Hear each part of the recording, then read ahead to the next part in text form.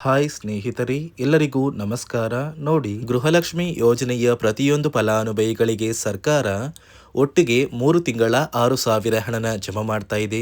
ನಿಮ್ಮ ಬ್ಯಾಂಕ್ ಖಾತೆಗೆ 31ನೇ ಕಂತು, 30ನೇ ಕಂತು ಹಾಗೂ 29ನೇ ಕಂತು, ಈ 3 ತಿಂಗಳ 6,000 ಹಣ ಬರ್ತಾ ಇದ್ದು 3 ಲಕ್ಷಕ್ಕಿಂತ ಅಧಿಕ ಮಹಿಳೆಯರಿಗೆ ಇನ್ನು ಮುಂದೆ ಗೃಹಲಕ್ಷ್ಮಿ ಹಣ ಬರ್ತಾ ಇಲ್ಲ. ಯಾಕಂದ್ರೆ ಯಾರೆಲ್ಲ ಗೃಹಲಕ್ಷ್ಮಿಗೆ ಮರು ಅರ್ಜಿನ ಹಾಕ್ತೀರಾ ಅಂತ ಫಲಾನುಭವಿಗಳಿಗೆ ಹಣ ಬರುತ್ತೆ ಮತ್ತು ಸರ್ಕಾರ ಜಾರಿಗೆ ತಂದಿರುವ ಹೊಸ ನಿಯಮಗಳನ್ನ ಪಾಲಿಸಬೇಕು. ಅದೇ ರೀತಿ ಸರ್ಕಾರದಿಂದ ಇಂದು ಬುಧವಾರ ಮೇ 27 ಕರ್ನಾಟಕದ ಒಟ್ಟು 25 ಜಿಲ್ಲೆಗಳ ಪ್ರತಿ ಫಲಾನುಭವಿಗಳಿಗೆ 2 ಹಂತಗಳಲ್ಲಿ ಬೆಳಿಗ್ಗೆ 10 ಗಂಟೆ 30 ನಿಮಿಷಕ್ಕೆ 3 ತಿಂಗಳ 6,000 ಹಣ ಜಮಾ ಆಗ್ತಾ ಇದೆ.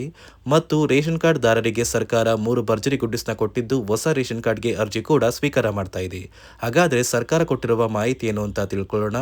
ಅದಕ್ಕಿಂತ ಮೊದಲು ನೋಡಿ ವೀಕ್ಷಕರೇ, ನೀವೇನಾದ್ರೂ ನನ್ನ ಚಾನಲ್ನ ಸಬ್ಸ್ಕ್ರೈಬ್ ಆಗಿಲ್ಲ ಅಂದ್ರೆ ದಯವಿಟ್ಟು ಪ್ರತಿಯೊಬ್ಬರು ಚಾನಲ್ನ ಸಬ್ಸ್ಕ್ರೈಬ್ ಮಾಡ್ಕೊಳ್ಳಿ, ಹಾಗೆ ವಿಡಿಯೋಗೆ ಒಂದು ಲೈಕ್ನ ಕೊಡಿ. ಹೌದು ವೀಕ್ಷಕರೇ, ಸರ್ಕಾರ ಪ್ರತಿಯೊಂದು ಗೃಹಲಕ್ಷ್ಮಿ ಯೋಜನೆಯ ಫಲಾನುಭವಿಗಳಿಗೆ 3 ತಿಂಗಳ 6,000 ಹಣನ ಒಟ್ಟಿಗೆ ಜಮಾ ಮಾಡುವುದಾಗಿ ಭರ್ಜರಿ ಗುಡ್ಡಿಸ್ನ ಕೊಟ್ಟಿದೆ.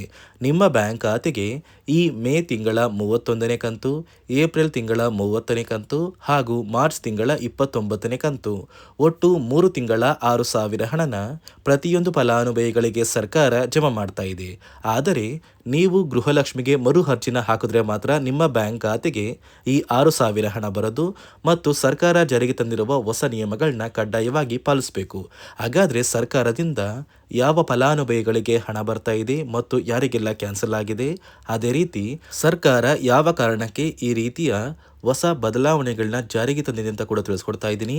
ಅದಕ್ಕಿಂತ ಮೊದಲು ನೋಡಿ ವೀಕ್ಷಕರೇ, ಇಂದು ಬುಧವಾರ ಮೇ 27ರಿಂದ ಕರ್ನಾಟಕದ ಒಟ್ಟು 25 ಜಿಲ್ಲೆಗಳಿಗೆ 2 ಹಂತಗಳಲ್ಲಿ ಬೆಳಗ್ಗೆ 10 ಗಂಟೆ 30 ನಿಮಿಷಕ್ಕೆ 3 ತಿಂಗಳ 6,000 ಹಣ ಜಮಾ ಆಗ್ತಾ ಇದ್ದು, ಮೊದಲ ಹಂತದಲ್ಲಿ ಚಾಮರಾಜನಗರ, ಚಿಕ್ಕಮಗಳೂರು, ದಕ್ಷಿಣ ಕನ್ನಡ, ಹಾಸನ, ಕೊಡಗು, ಮಂಡ್ಯ, ಮೈಸೂರು, ಉಡುಪಿ, ಬೆಂಗಳೂರು ನಗರ, ಬೆಂಗಳೂರು ಗ್ರಾಮಾಂತರ, ರಾಮನಗರ, ಚಿಕ್ಕಬಳ್ಳಾಪುರ, ಚಿತ್ರದುರ್ಗ, ದಾವಣಗೆರೆ, ಕೋಲಾರ, ಶಿವಮೊಗ್ಗ.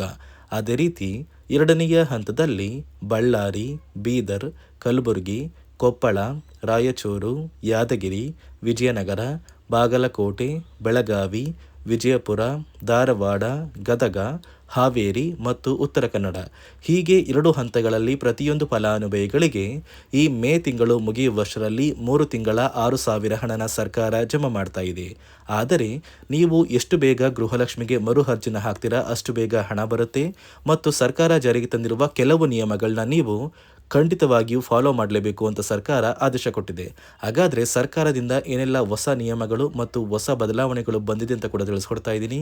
ನಿಮ್ಮ ಬ್ಯಾಂಕ್ ಖಾತೆಗೆ ಗೃಹಲಕ್ಷ್ಮಿ ಯೋಜನೆಯ 3 ತಿಂಗಳ 6,000 ಹಣ ಜಮಾ ಆಗಬೇಕು ಅಂದ್ರೆ ನೀವು ಆದಷ್ಟು ಬೇಗ ಗೃಹಲಕ್ಷ್ಮಿಗೆ ಮರು ಅರ್ಜಿನ ಹಾಕೋದು ಕಡ್ಡಾಯ. ಯಾವ ಕಾರಣಕ್ಕೆ ನೀವು ಮರು ಅರ್ಜಿ ಹಾಕಬೇಕು ಅಂತ ಕೂಡ ತಿಳಿಸ್ಕೊಡ್ತಾ ಇದ್ದೀನಿ. ನೋಡಿ ವೀಕ್ಷಕರೇ, ಸುಮಾರು 2ರಿಂದ 3 ಲಕ್ಷಕ್ಕಿಂತ ಅಧಿಕ ಮಹಿಳೆಯರಿಗೆ ಗೃಹಲಕ್ಷ್ಮಿ ಹಣನ ಸರ್ಕಾರ ಕ್ಯಾನ್ಸಲ್ ಮಾಡಿದೆ.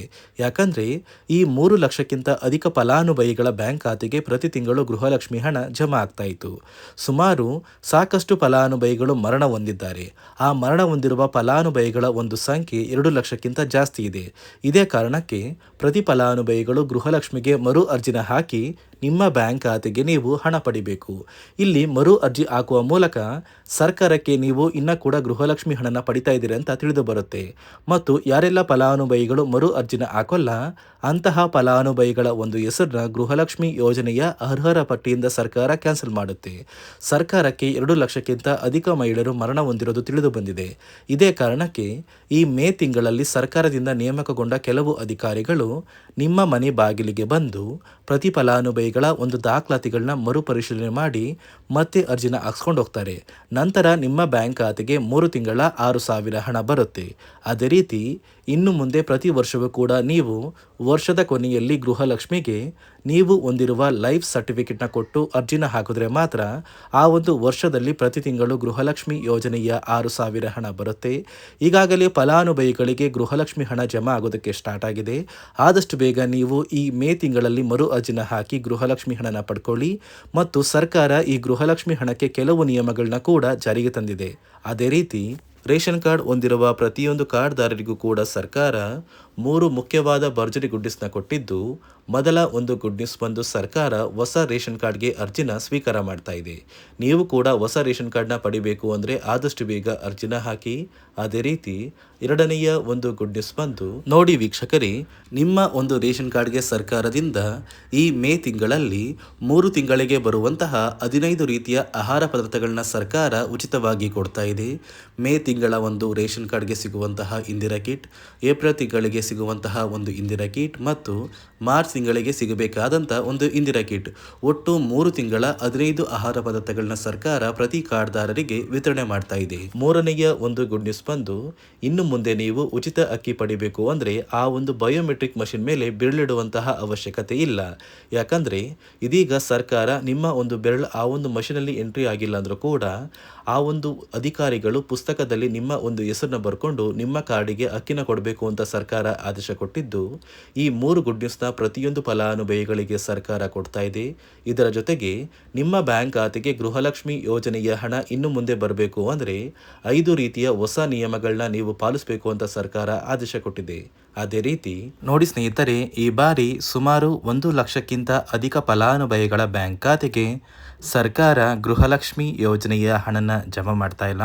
ಕಾರಣ ಏನು ಅಂದರೆ, ನಿಮ್ಮ ಬ್ಯಾಂಕ್ ಖಾತೆಗೆ ಡಿಬಿಟಿ ಮೂಲಕ ಹಣ ಜಮಾ ಮಾಡುವಂತಹ ಸಂದರ್ಭದಲ್ಲಿ ಸರ್ಕಾರ ಸಾಕಷ್ಟು ಫಲಾನುಭವಿಗಳ ಒಂದು ಬ್ಯಾಂಕ್ ಖಾತೆಗೆ ಹಣ ಜಮಾ ಮಾಡೋದನ್ನು ಕ್ಯಾನ್ಸಲ್ ಮಾಡಿದೆ. ಯಾಕಂದರೆ ಇತ್ತೀಚೆಗೆ ಹಣಕಾಸು ಇಲಾಖೆ ಜಾರಿಗೆ ತಂದಿರುವ 5 ನಿಯಮಗಳ ಆಧಾರದ ಮೇಲೆ ಪ್ರತಿಯೊಂದು ಫಲಾನುಭವಿಗಳಿಗೆ ಸರ್ಕಾರ ಈ ಒಂದು ಹಣನ ಜಮಾ ಮಾಡ್ತಾ ಇದ್ದು, ಯಾರೆಲ್ಲ ಫಲಾನುಭವಿಗಳು ಈ ನಿಯಮಗಳನ್ನ ಪಾಲಿಸಿಲ್ಲ ನಿಮ್ಮ ಬ್ಯಾಂಕ್ ಖಾತೆಗೂ ಕೂಡ ಹಣ ಜಮಾ ಆಗೋದಿಲ್ಲ. ಹಾಗಾದರೆ ಬನ್ನಿ ಸ್ನೇಹಿತರೆ, ಸರ್ಕಾರ ಜಾರಿಗೆ ತಂದಿರುವ ಆ 5 ಹೊಸ ನಿಯಮಗಳು ಏನು ಅಂತ ನಾನು ನಿಮಗೆ ತಿಳಿಸ್ಕೊಡ್ತಾ ಇದ್ದೀನಿ.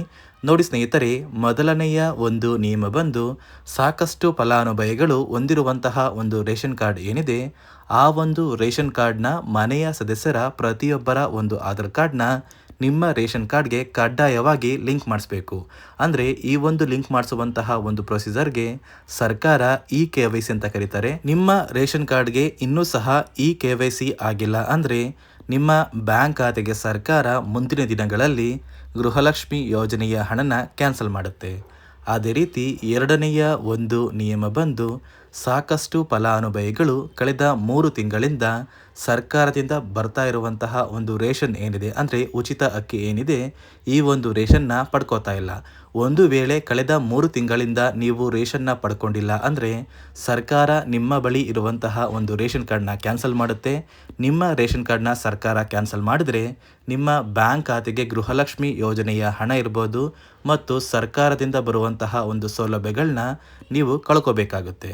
ಅದೇ ರೀತಿ ಮೂರನೆಯ ಒಂದು ನಿಯಮ ಬಂದು, ನೋಡಿ ಸ್ನೇಹಿತರೆ, ನಿಮ್ಮ ಬಳಿ ಇರುವಂತಹ ಒಂದು ಆಧಾರ್ ಕಾರ್ಡ್ ಏನಿದೆ, ಆ ಒಂದು ಆಧಾರ್ ಕಾರ್ಡ್ನ ಕಳೆದ 15 ವರ್ಷಗಳಲ್ಲಿ ನೀವು ಯಾವುದೇ ರೀತಿಯ ಒಂದು ತಿದ್ದುಪಡಿನ ಮಾಡಿಸಿಲ್ಲ ಅಂದರೆ ನಿಮ್ಮ ಬ್ಯಾಂಕ್ ಖಾತೆಗೆ ಸರ್ಕಾರ ಗೃಹಲಕ್ಷ್ಮಿ ಯೋಜನೆಯ ಹಣನ ಕ್ಯಾನ್ಸಲ್ ಮಾಡುತ್ತೆ. ಯಾಕಂದರೆ ಸರ್ಕಾರದಿಂದ ಬಂದಿರುವಂತಹ ಒಂದು ಆದೇಶದ ಪ್ರಕಾರ ಪ್ರತಿಯೊಂದು ಫಲಾನುಭವಿಗಳು ಕಳೆದ 15 ವರ್ಷಗಳಲ್ಲಿ ಯಾವುದೇ ರೀತಿಯ ಒಂದು ತಿದ್ದುಪಡಿನ ನಿಮ್ಮ ಆಧಾರ್ ಕಾರ್ಡ್ಗೆ ನೀವು ಮಾಡಿಸಿಲ್ಲ ಅಂದರೆ ಕಡ್ಡಾಯವಾಗಿ ಆದಷ್ಟು ಬೇಗ ನಿಮ್ಮ ಆಧಾರ್ ಕಾರ್ಡ್ಗೆ ತಿದ್ದುಪಡಿನ ಮಾಡಿಸಿ. ಅದೇ ರೀತಿ ನಾಲ್ಕನೆಯ ಒಂದು ನಿಯಮ ಬಂದು, ನಿಮ್ಮ ಕುಟುಂಬದ ಒಂದು ವಾರ್ಷಿಕ ಆದಾಯ 7 ಲಕ್ಷಕ್ಕಿಂತ ಕಡಿಮೆ ಇರಬೇಕು. ಒಂದು ವೇಳೆ ನಿಮ್ಮ ಕುಟುಂಬದ ವಾರ್ಷಿಕ ಆದಾಯ 7 ಲಕ್ಷಕ್ಕಿಂತ ಜಾಸ್ತಿ ಇದ್ದರೆ ನಿಮ್ಮ ಬ್ಯಾಂಕ್ ಖಾತೆಗೆ ಸರ್ಕಾರ ಗೃಹಲಕ್ಷ್ಮಿ ಯೋಜನೆಯ ಹಣನ ಕ್ಯಾನ್ಸಲ್ ಮಾಡುತ್ತೆ. ಅದೇ ರೀತಿ ಐದನೆಯ ಒಂದು ನಿಯಮ ಬಂದು, ನಿಮ್ಮ ಕುಟುಂಬದ ಸದಸ್ಯರು ಅಥವಾ ಗೃಹಲಕ್ಷ್ಮಿ ಯೋಜನೆಯ ಫಲಾನುಭವಿಗಳು ಯಾರು ಕೂಡ ಸರ್ಕಾರಿ ನೌಕರರಾಗಿ ಕಾರ್ಯನಿರ್ವಹಿಸ್ತಾ ಇರಬಾರ್ದು. ಒಂದು ವೇಳೆ ನಿಮ್ಮ ಕುಟುಂಬದಲ್ಲಿ ಯಾರೇ ಆಗಿದ್ರೂ ಸರ್ಕಾರಿ ನೌಕರರಾಗಿ ಕಾರ್ಯನಿರ್ವಹಿಸ್ತಾ ಇದ್ದರೆ ನಿಮ್ಮ ಬ್ಯಾಂಕ್ ಖಾತೆಗೆ ಗೃಹಲಕ್ಷ್ಮಿ ಯೋಜನೆಯ ಹಣ ಕ್ಯಾನ್ಸಲ್ ಆಗುತ್ತೆ. ಈ 5 ನಿಯಮಗಳ ಆಧಾರದ ಮೇಲೆ ಪ್ರತಿಯೊಂದು ಫಲಾನುಭವಿಗಳಿಗೆ ಸರ್ಕಾರ ಹಣ ಜಮಾ ಮಾಡ್ತಾ ಇದೆ. ಒಂದು ವೇಳೆ ನೀವು ಈ 5 ನಿಯಮಗಳನ್ನ ಪಾಲಿಸಿಲ್ಲ ಅಂದರೆ ನೀವು ಕೂಡ ಗೃಹಲಕ್ಷ್ಮಿ ಯೋಜನೆಯ ಹಣದಿಂದ ವಂಚಿತರಾಗಬೇಕಾಗುತ್ತೆ. ನೋಡಿ ವೀಕ್ಷಕರೇ, ಸರ್ಕಾರದಿಂದ ಪ್ರತಿಯೊಂದು ಫಲಾನುಭವಿಗಳಿಗೆ ಇಂದು ಬುಧವಾರ ಮೇ 27ರಂದು ಕರ್ನಾಟಕದ 25 ಜಿಲ್ಲೆಗಳಿಗೆ 3 ತಿಂಗಳ 6,000 ಹಣ ಜಮಾ ಆಗ್ತಾ ಇದೆ.